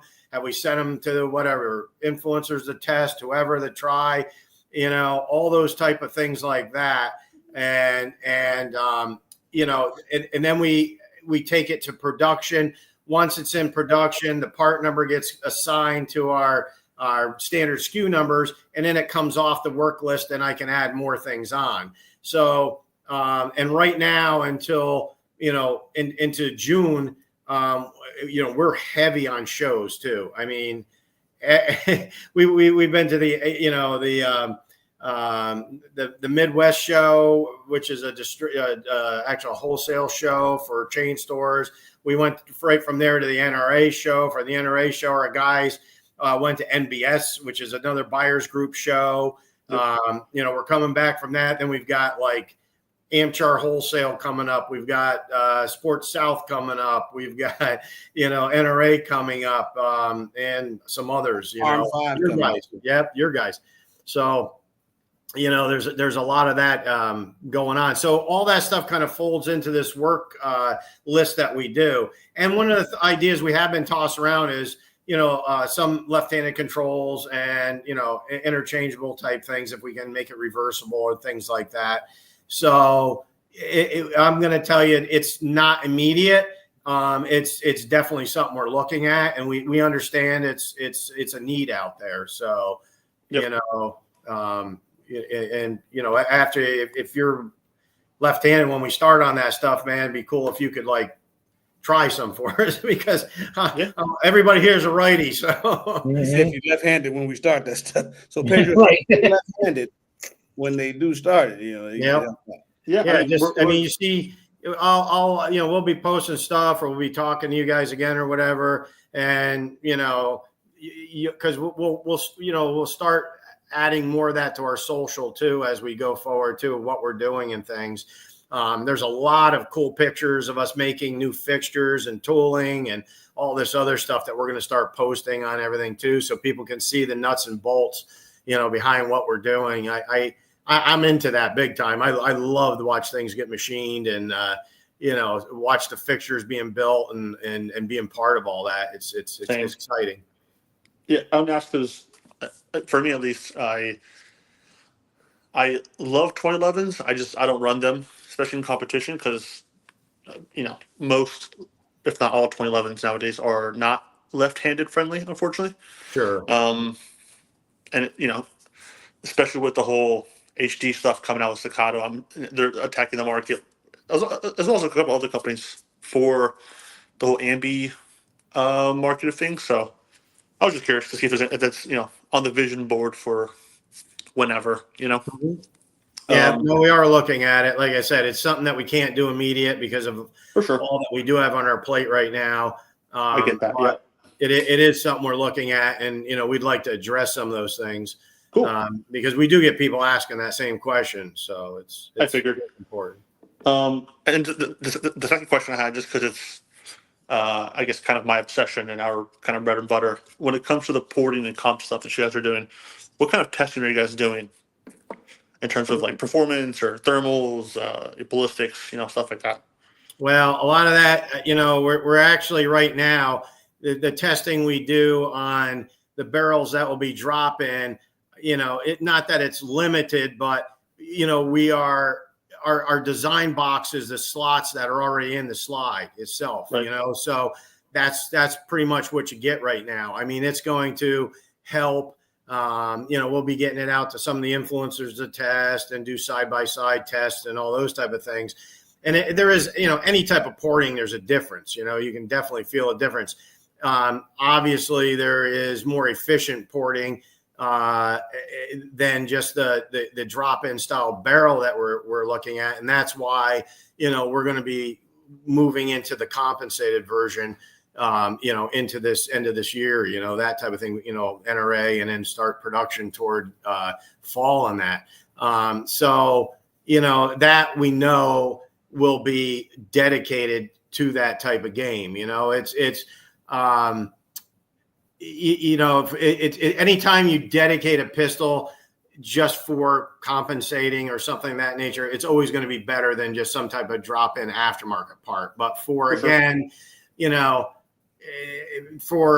85% of all the weekend warriors out there just want to go out and have fun and have a cool barrel and they want ported, the drop-in is going to work for them. It's going to help a little bit, and for the cost, it's not killing the bank, and it'll suffice for guys that already have a pistol. And then those that are more serious and want to really get into full blown compensated model, we'll have that coming up available for those guys. And, a lot of guys are just like, they're buying the series, they just keep buying more, so yeah. And we got a lot of different colors coming out and things like that eventually, Carl's seen a bunch of those at the show, and some kind of beautiful flavors. So yeah, I was excited. I was excited. I have one more question, my last question, but before that, if you guys ever need any data in terms of porting, because it's kind of it's not kind of, it's all that we do here for the most part. I'm happy to share that with you guys if you want it, just to would love it. Comparison's sake, because we do a bunch of testing, and I'm happy to share if you would email in to our, just go on our website, click it, and just say you forward this to Bob and put your email and phone number on there, and then they'll forward it over to me, and then I'll get a hold of you. Okay, because we'd love. I mean, also, a lot of guys are local in Florida here, and we found a lot of just great people that love to have a passion for the sport, and just want to see things and kind of really, and they like us because we're like a family business, and they like us because we're trying to make something that's affordable for most people, that they can actually go out and not feel like they're deficient on the range, so we love to work with any of the local guys like that. It's important. So yeah, it's funny. We have actually a lot of the same philosophies. We're small, a lot smaller than you guys, obviously. But I try to support and I guess promote Florida people first before we go anywhere else. Just because a lot of, like you said, a lot of good companies out here, which is nice. So yeah, I'll send it over to you guys probably tomorrow. It's kind of late. But the last question I had, and I don't mean to take up all the time. You took up all plans for a subcompact, like a 3.5 inch, 3.25 inch XP sub pro, whatever? Could be. Cool. No, we are, guys. We're working on a whole mess of different models. This isn't going to be a one-hit wonder. We've got a whole series coming out.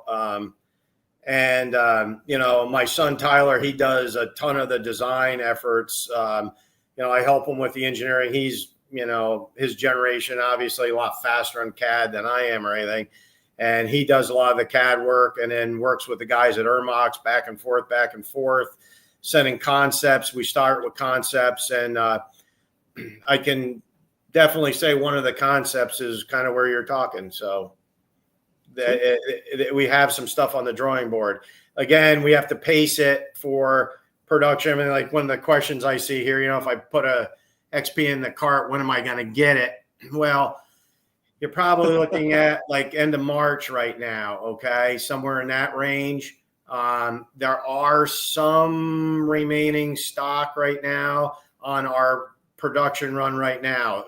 We are, and again, it depends. Right now, we just got off these shows, and a lot of the distributor shows, distribution shows, chain store style shows, those orders are coming in now, and they're just eating alive all of our anything we do have remaining.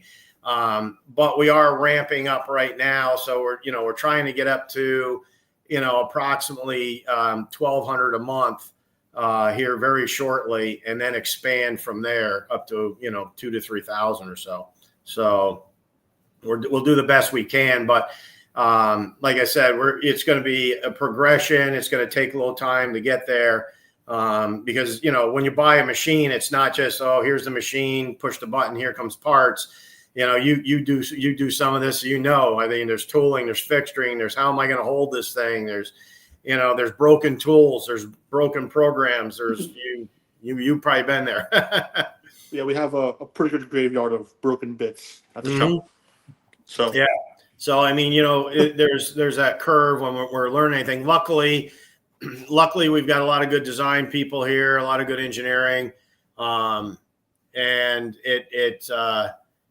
everybody's focused, So again, as we have all those, we have a massive amount of things that we have kicked around. And then we slim it down, drop it onto the work list. As they come off the work list, we look at the marketplace and we look at customers' needs and desires. And then we say, okay, what are the next components we're going to put down on the work list from the feedback we've gotten from all of you, distribution, everything else. I mean, that's one of the reasons we're going, heavy on the comp model, trying to get it prepared for the NRA, was because of feedback from people like yourself that, everybody wanted a comp model. So that's the hottest thing right now. Comp, the grip modules, because that was one of my things when I first got my hands on the gun. I'm like, wait a minute, I think these grip modules are interchangeable. And then I said, but who the hell makes grip modules that takes Glock mags though? That doesn't exist anywhere. Nobody, not really. So now to hear that you guys are going to be coming with the grip modules, I think that's going to take things up. And the other thing too is one of the modules is going to be, like I said, plain, no texture at all. That way, and with a little bit more meat around all the sides, and that way the guy wants to tool his own. At least you got the base that you can start with, and you can kind of put whatever design you want on there. So that'd be pretty cool, man. Yeah, it's smart because it also opens up other companies to do aftermarket grips. Oh yeah, helps sales for you guys, right? So well, we already been approached by several large. I mean, some of the largest in the guys that are making aftermarket grips in the industry, and we're working with them right now on some collaborations to start doing grip modules for the XP. Also, they'll have their own things. So, which again, it's just it's going to be able to just spread more accessories and more things for like the gentleman that was just on that's got really big hands. Well, maybe we don't supply it, but company X has it for you, so you can put it on there. So it also opens up bandwidth for you guys not having to do everything. Exactly. Focus on other things. So it helps just production, helps everything. That's cool. As you said that, one of the things we had to do is holsters, and we ended up working with a couple local Florida companies, and then some of the guys who are, influencers actually that make holsters on the side, and, making holsters for the XF and the XP, and, a lot of different variations inside the waistband, outside the waistband, competition, leg hold style, we did that because, fully adjustable styles, belts, and we're carrying only certain things here, more generic, and then everything else will be at the, you can buy it right from the holster manufacturers that are making the holsters for us and, for just the regular general public. And we got into some of the LE holsters, the, just the level 2s, level 3 style holsters, because of the, we started getting, it's amazing. Once the XP came out, you wouldn't believe the amount of law enforcement that started contacting us. Just about to ask.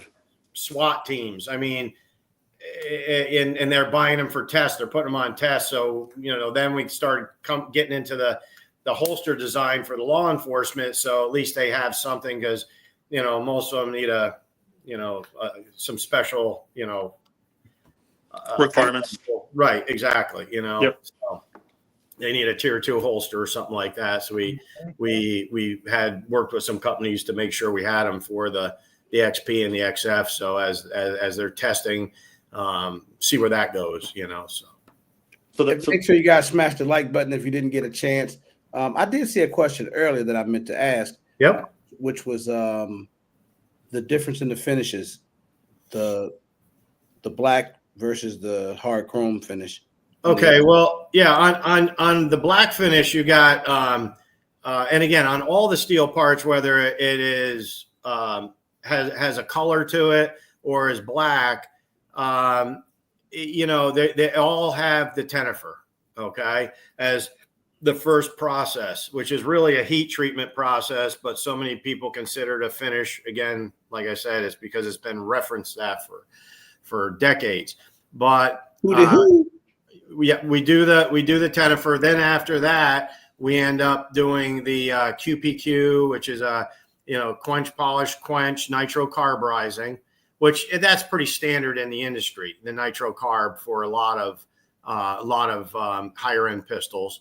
And then we do hard chrome on the silver parts. Now, some of the stuff you've seen at the SHOT Show, which was the rose gold, the bronze, the XF with the bronze barrels, the purples. We did some of those purple guns with the lightning bolts going through them, like, the tiger stripes on there. Yep. That's all PVD, okay? Vapor deposition, just like Watchtower does, okay? But we do the Tennifer first, and then we'll do the PVD over top for the different colors, whether it's gold or bronze or blue or that purplish or that chameleon type color. And on those, we even our magwells are aluminum, but on those pistols, we actually machined out of steel the magwells so that the PVD would keep the same type of color. Because if you PVD aluminum, it'll kind of have a little different tint to it. It doesn't really look like the steel parts that's being applied to. So we did that, and that's how the magwell and all the other parts, like the ambi thumb safety and those items looked all the same color. Do you guys ship to Maryland? Someone just asked. Maryland, yeah. Actually, we if you look on the roster, we're on there now. We were supposed to be, and we have to check on this, but we were, let's see, at the SHOT Show. There was 2 people from Maryland that came that I think is it? I want to say Hannaford's. I know that's wrong, but they own a few shops in Maryland. They submitted one of our pistols for us. It was already on the list in January. If you look on the list, and it was supposed to be approved in the end of January meeting. So it's either end of January or early February here where they have that meeting, and we should be fine with that. So, and that was for I believe the XP. I know the XP. I think the XF also they did.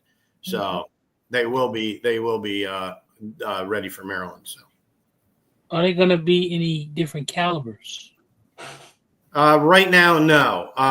Again, is that on our vision board? Yes. Okay. We're looking at several other calibers, and also custom shop options that'll come up later in the year, because there's guys that want us to obviously build 45s, 10s, 357 SIGs, all types of stuff like that. So, we are looking at those things, and we'll be making announcements when we start working on those. Like we've already, are they on our vision board? Yeah, they are. Again, we moving those to our work list as we start filtering out some of these other things, and then I can't give you any type of date right now or anything. Because of we have to schedule it yet, but yes, it is on our path, and we've already done some work on that. We've already done some work on the barrels, the breech faces, recoil spring systems, things like that. So it is definitely capable and doable, and on our list. So okay. Well, let me hop off here, guys. I don't want to. Thank you, Pedro. Thanks for your time. Yeah, thank you. Get that information over to us. And I'd love to have you look at things. Like I said, the drop-in barrel is it is what it is, because it's got to work with the ports that are in there now. Your serious diehard compensator type person is going to want to move into the compensated pistol, because that'll be the full-blown version. So. And the XF, actually, is going to have some really nice ported barrels, and will be even more efficient, I think, with the porting, because we have that big opening on the top window. So the XF, we're talking. Yeah. So that's even for you guys to tool for our XF is pretty easy, and we have the barrels non-fluted. So, if you just want to come down and take a nice little flat cut and then, do your ports, It's that pistol is really really acceptable for that. It's a great design for people that want to do that to it. Cool. Yeah, we'll chat. I'll send over that data. We'll get in touch, and maybe we can come down and tour the facility, meet you guys in person. Excellent. Yeah.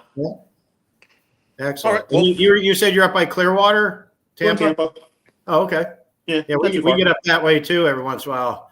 Pop in and see you guys too. Yeah, let's do it. I'll reach out to you guys tomorrow. All right. Excellent. Cool. Thank you, guys. See you later. Peace, Bye, man. Pedro. See ya. Ugly guy. All right. Bob, I really appreciate you, man. Yeah. Well, appreciate you having me on, and good Bob, questions, good people. So yeah. Bob, I just want to say, man, you came a long way since that 16 in French, bro. Yeah. A long way. I know. Well, like in the beginning when he was talking about, the fat guy, I started looking at myself because I had to go to the doctors yesterday and I got my ass kicked. So, yeah, I'm at that age where, your A1C is too high and this is too high and lay off the beer. And so, I got the finger pointed at me yesterday. I know how that is. He's the ultimate big guy, man. That's I don't know. My buddy John here, he was in the airborne. He's about your size. Big guy. I wouldn't want to have to wrestle. See it to believe it, Bob. I have to see it to believe it. All right. I'll send you over some pictures. Yeah, because I'm telling you, man, because one of the things I'll get you some side shots, okay? So Zach is very misleading, man. For some reason, he's skinny in the face. It's a Yankees. The rest of them, you're gonna be shocked. You're gonna be like, how did he get that face on that guy? I know. So, but it's all good, man. I said that on my first date.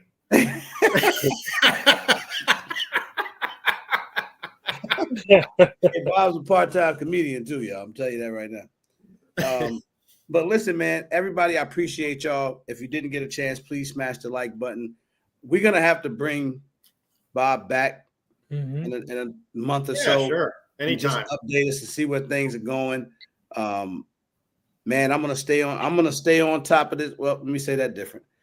I'm gonna keep bugging this guy about getting him out there in June with us, because you're talking about 250, 300 people there. Gun enthusiasts. Sounds like a good time. Oh, it is, man. It is. If I can't promise you anything else, it's a great time, and it'll be, mutually beneficial. And I think it'll be great. Excellent. You already got a lot of interest out here anyway, so I think it'll be, perfect opportunity. That being said, we're gonna get out of here. Bob, don't go anywhere. We're gonna shut the live down here. Okay. And I just want to tell everybody thank you once again. We'll be back on Friday to do, not so regular news. Got some good stuff. Donation Friday, and we'll keep things going. Don't forget, June 6th, 7th, Atlanta, Georgia. Tickets are on sale. The link is somewhere in the chat. So make sure y'all smash the like button on the way out. I'm out of here. Everybody be safe. Thank you very much.